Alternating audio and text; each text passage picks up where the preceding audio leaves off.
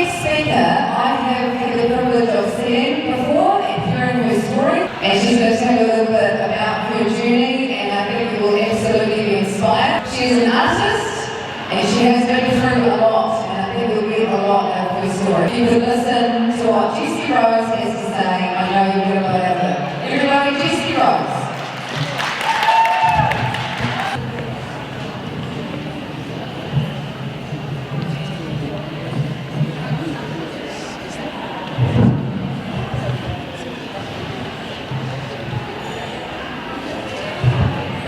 Thank you, Flash, for that intro. You're too kind. It's just a really good thing to support mental health. Thank you everyone for coming out and doing exactly that.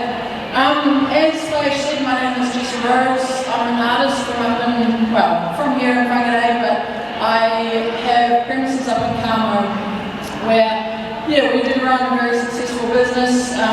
Myself and the help of Angie sitting over there.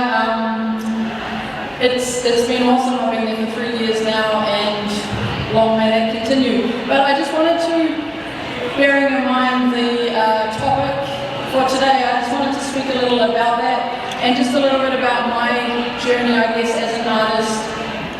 And I sort of can kind of put my life into a bit of a timeline of significant events and things that have happened along the way that have just really helped shape who I am today, and who I will continue to be, to grow to be. We don't get here without, hurdles and obstacles. So just wanted to talk a little bit about that, mostly as my life, as my growth as an artist, really, that's sort of the angle I'm going to go from. But I will start right at the start, and I have written some things down because last night I was told I was going to do this, so I did write a few things down just so I don't get off track. But just bear with me, and thank you. And even if you just take one small thing from this, it's been worth it. So thank you, and tell me if I'm going over time. Right. Okay, so yes, I was born here in Whangarei. For the first 6 years of my life I lived in Kamo, on Station Road. And actually, funny enough, I used to walk past where my shop and studio is now every single day to and from school. So little did I know back then that I would have premises up there, and that's where I would do most of my work from as an adult. My life as a young one changed dramatically when I was 6 and my nana, my father's mother, committed suicide. And we went from living in suburbia Kamo to rural Whangarei, which was Kara Road, which is not so rural anymore, they're still there, and taken out of school, did a lot of homeschooling for several years. So that did dramatically change, I guess, what my future was going to look like, and also what my current, as a little 6-year-old, living was at that time.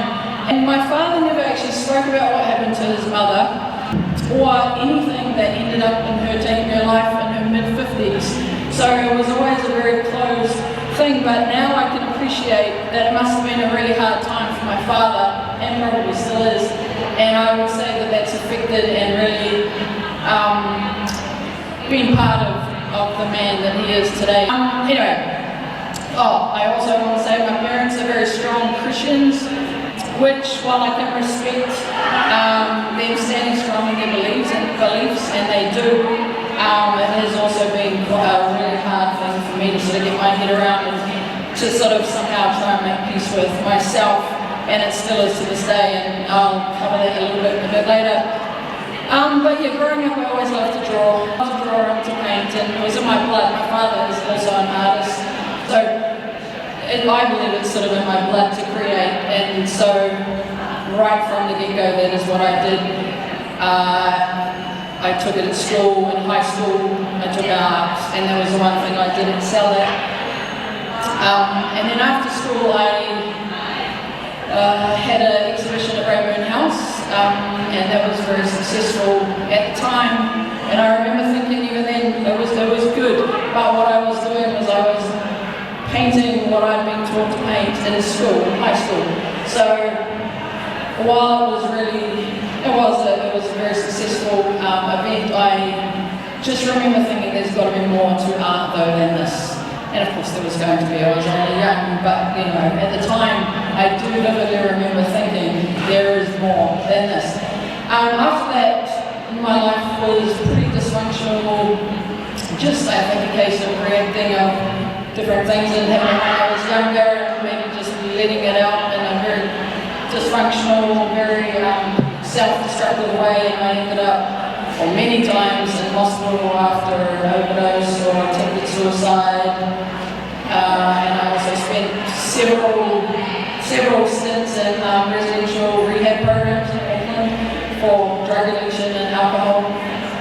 And then the last time I attended rehab in Auckland, I had found out that I was pregnant with my daughter, who's now, well, she'll be 20 in February, so back then, I actually graduated that time when I was 6 months pregnant, whereas every other time I'd been kicked out and, you know, just caused a sham. So this time something had changed within me and I had something to live for, I guess, and I fought for that, and so my experience in rehab was completely different. So, of course, becoming a mother, as I just said, it really did change my life. And just having someone other than myself to live for was huge. And I'll always remember that, and it's still that to this day, I guess, of course. And then back to my art, I did start doing some art when my daughter Sean was maybe around 3 or 4. I was just living on benefit, and I did some art to actually sell at like markets and stuff like that. So it was more out of a financial kind of reason that I did that than me desperately wanting to create something, if that makes sense. Again, it's sort of part of that journey of where my life took me as an artist. So at that point I was creating art to make money, or at least a bit of money. Fast forward from there, I in 2008 had a little bit of a moment and realised, stuff it, I'm going to actually create art that I want to create and not what I feel people expect me to do. So I thought, no, that's going out the window. I'm going to start creating art for me and for what I want to do. Screw it if I don't sell a thing at the exhibition, it doesn't matter. And so I created a series of works called Metamorphosis and had an exhibition which was a real success, and it was awesome. And I just remember feeling almost, I guess, quite a release of, how do you explain it, like I'm choosing to do what I feel inside that I want to do, and people are actually responding to that. So it was quite a freeing moment, and I'll always remember that, and I've gone on to do the same ever since. And one of the other significant moments when I really used my art, instead of just I don't know, a nice picture or something, was I really used it to tell a story or to help deal with what I was going through, and that was in 2010, I believe, where I had a civil union with a woman, which of course was the direct opposite to what my parents wanted for me, and it ended up becoming quite a sort of public disowning, I guess, of me, especially on my father's side, where he chose to stand true to his beliefs over his daughter, I guess. So it was hard, and I used that time to actually paint for what I was going through, like I said, and that again was taking art that one step further, where it was that much more meaningful. Also, and at that time, I had attended a church for like 10 years, and I'd been very involved in it, shall I say, and really was part of what I believe was their church family, and my daughter also. I just felt it was a good environment to influence my daughter and whatnot, and they also decided that this was not okay, and they asked me to leave and to never come back to their church ever again, basically. And struggled with that because one, my daughter had to see that, and it was just hard. So I also, if you ever look at my painting series from that time, it is heavily religiously involved, I guess. Anyway, that'll do. I need to carry on. So that was another very significant part of my life, or of my artistic life, my journey, I guess. The next timeline, I'll just jump a little bit forward to in 2015. A woman who was very, very special and dear to me sort of took me in and just really had been amazing to me and for me, and also my daughter called her Nana, even though she wasn't biologically. Just a beautiful woman. She was dying of cancer at an age that she shouldn't have been, and it was very fast. It was quick. I think she was diagnosed in December and she was dead in February. And I just remember at the time, it just randomly, which I guess is how things happen, I just was sitting on her bed and I just said to her, out of nowhere, I hadn't really even thought about it, but I just said to her, Liz, would you mind if I paint your casket? Kind of not wanting to even approach the subject, but it just came out. And she said, of course you can. And I just sort of promised to her that I just had this vision of her casket, and my perception of the caskets had been they were very, you got that mahogany, dark, shiny wood, and they're not feminine and they're not graceful, and Liz was both of those things, so I just wanted to really try and do that for her. And I believe she passed away the next day. So I did exactly that. I went straight to work and painted her a casket, and to this day I still get people telling me how perfect that was for Liz and what it would have been to her. So that was the start of something. This is 5.5 years ago, and I still paint caskets to this day. However, now I paint for, well, it started off with Morris. They asked if I would paint a casket for them after seeing Liz's, and I said yes, of course. I think I left it maybe 4 months of not wanting to face a casket, and then I painted one, and it sold within 5 days, and I did another one, and the same thing happened, and another, and another, and another. And now I paint for Morris here in Whangarei, Morris, Darling, Kiri, Kaitaia, and Auckland's largest funeral home, Davis Funerals, which caters to basically all areas of Auckland. And I've got five casket designs, one unisex, but predominantly feminine caskets and urns. And it's that whole thing of having an option of something that's not masculine, something that is feminine and graceful for loved ones. And honestly, the amount of times I hear over and over, and it's always the same thing of people will contact me and say they got one for their mother or their wife or their daughter, and how much it means to them to have one of my hand-painted caskets, and just that special touch where I guess in a world like today you don't really get hand-painted things like that. So it's bringing it back to my artwork. It's one of those really, really special things. And this time it was me using my gift to help others, and to me that's probably the most special thing I can do with it outside of my art school, which I'll quickly talk about. It's just been really, really special, and I'll continue to do those forever. I've been painting them for 5.5 years now, and in that time I would have painted well over 500 caskets. So it's a lot of, families and a lot of people that touching lives with my artwork. The other thing I just want to touch on quickly is rewind 3 years ago. I was working at Oz Pharmacy, had done for 3 years. I was their visual merchandiser and just working part-time. My daughter was still at home, and I had been asked by a parent if I would teach their child art, and I had that many times over the past. But this one particular time I was sitting in my coffee break, and I was just replying to her my generic reply of, no, sorry, I'm not trained, because I'm not artistically trained at all. I just said, I'd love to, but I can't. And then I erased it, and I instead replied saying, actually, yes, I will look at that option.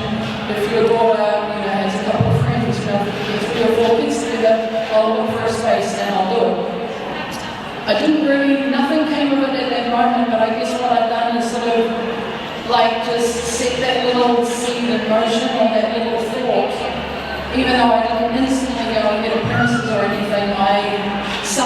changed in my thinking. And I guess that's that whole thing of if you think it, it will, eventually it will be. So, I'm not sure how far on it wasn't long, maybe a couple of months after that. A premises on Facebook I saw had come up in Karma. I wasn't actually looking, but it was just there, and we went and had a look, and I was signing the lease the next day. And I just jumped into it straight away. I quit my job, I believe, before even starting it. And I just thought, if I'm going to do this, I'm going to do it, and set up a name. I came up with a name which was Inspire. And I just sort of set the wheels in motion. I put it on Facebook that that's what I was doing. And I believe within a couple of days, if not sooner, we basically had that term full for the next term, which at the time was 25 students. And I started off in this little room, and it was cool, it was a good term. And what came from that was, I thought, parents would probably, like, I wasn't only surprised, maybe the parents would think, my kid, it's sitting along. But what really stood out after that term was that the children wanted to come back. And I think I had like a 95% rate of kids that wanted to actually come back, not the parents forcing them, but the kids wanted to come back. And teenagers, and it was quite amazing. So next door came up the lease, and we took that as well. And also at the same time, I've got a boutique store up there as well. So that doubled in size, and the art studio doubled in size. And I also added a casting showroom in our shop.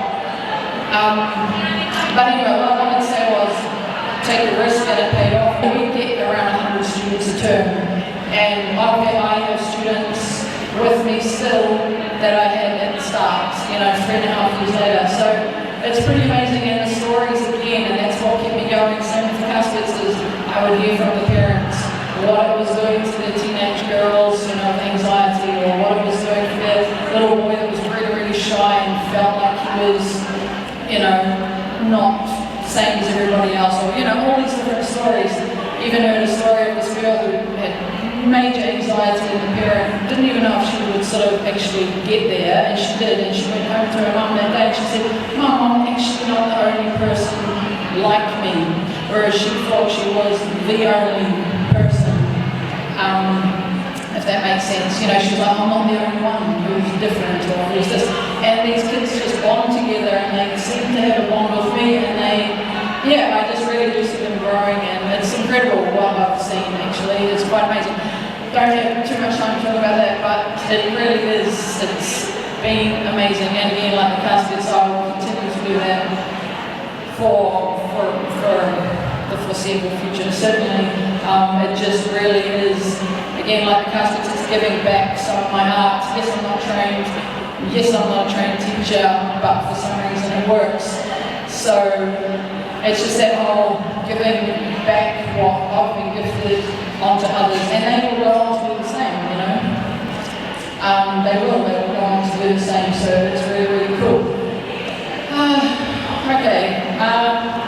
One other thing I just wanted to touch on, I don't know if I've made much sense, but you can just sort of see a bit of a timeline of, starting off drawing, evolving to, learning a bit more in high school, but then going on to do what I've been taught into an exhibition, then going on to use art, to really help for me, to tell my story, and then again using art to help others with the caskets, and then really step into the lives of the kids and adults. I have adult classes as well, and they're really amazing too, and I hear from adults, a lot of them who have wanted all their lives to paint or to draw or to give it a go, and they've just never made that. I guess as we get older we get scared and we get, we're more aware of things. But I've heard again and again that, they've come along and they've actually amazed themselves, and they've done it. And even the self-confidence I've seen in those women, mostly women, has been amazing. When they thought maybe they couldn't do it, and they have, they've smashed it and they've done so well. I just wanted to talk about the famous 2020 and, the year that it has been. In terms of,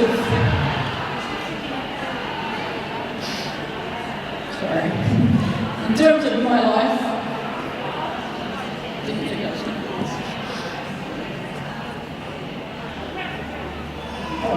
quiet. In terms of my life, it's definitely been the hardest year of my life.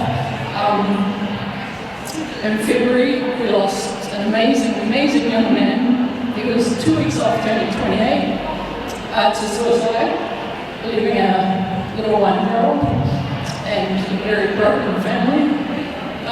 He had no history of mental health whatsoever. He was in fact a leader in youth space.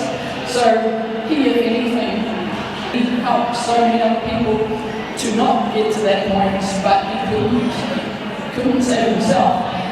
And it's just heartbreaking.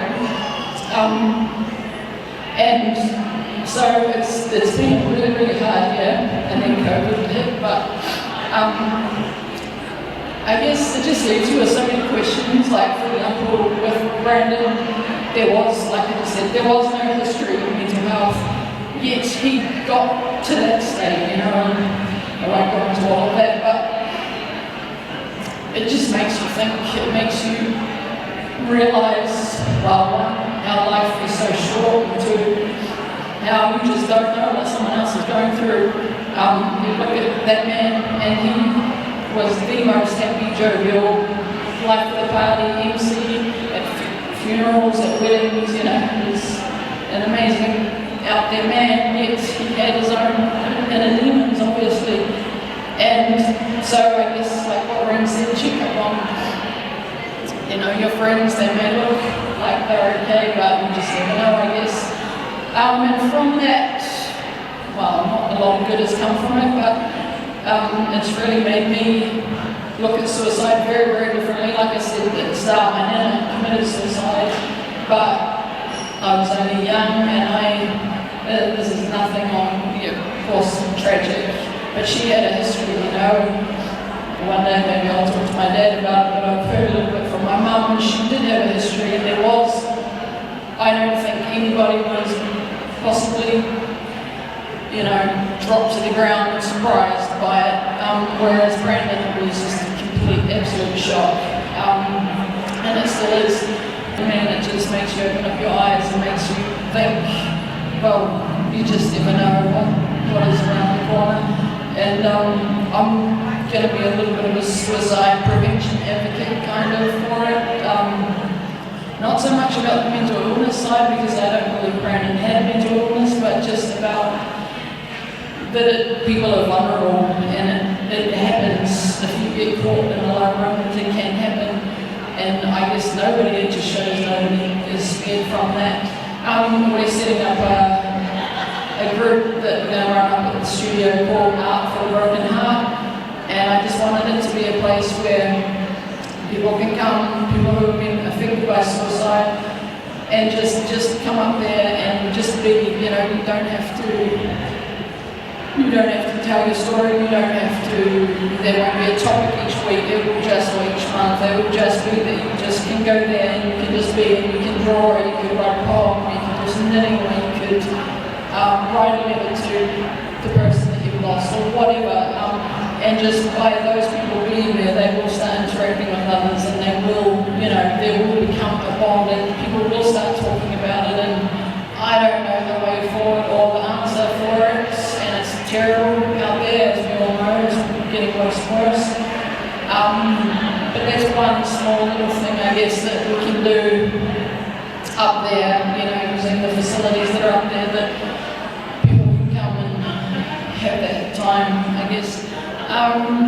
And I guess just in conclusion, just again, like I said at the start, if we sort of take one thing from it, from what I have to say, maybe is that you can come from anywhere or have any, whatever dark past, you know. Stacey earlier talked about her past and how she, you know, she's overcome it, and look, she's put this together, so, you know, good on her. You don't, I guess it doesn't define you, and don't let it hold you back, and don't let it stop you from being the person you're born to be, and the person that you've been shaped and molded into through your, you know, through these obstacles and things that you have to navigate in life. Yeah. Didn't want to end it on a depressing note, but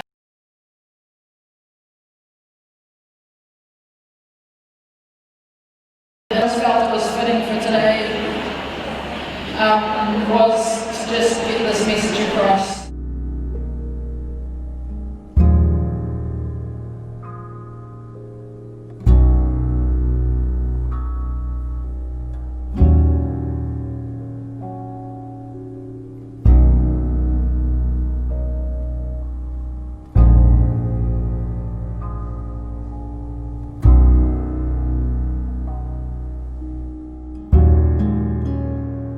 When you hear what I'm gonna say,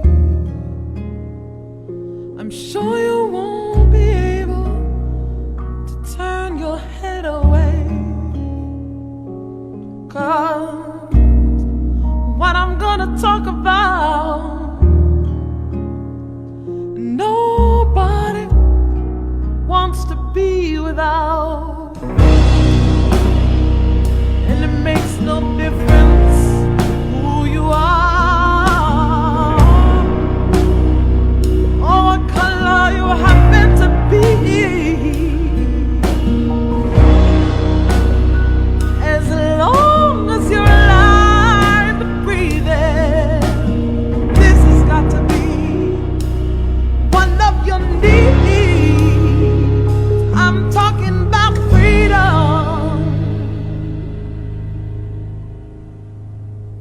for you and me.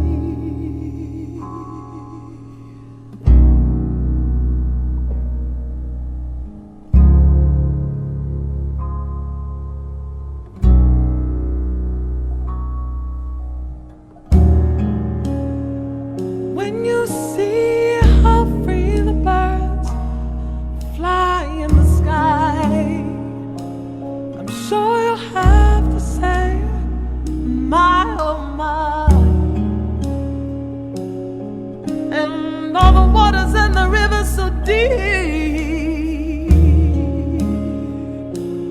oh, how it flows so free. And it makes no difference who you are or what color you happen to be.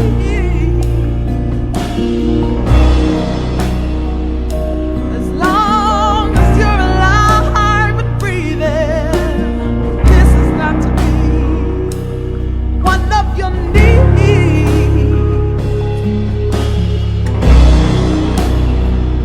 And it makes no difference who you are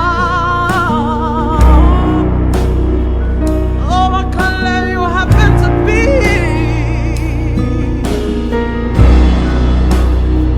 As long as you're alive and breathing, this has got to be one of your needs. I'm talking about freedom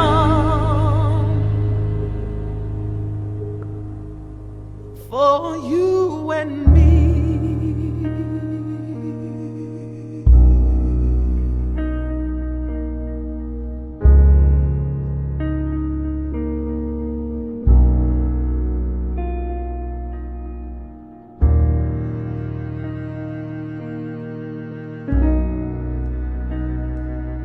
Everything,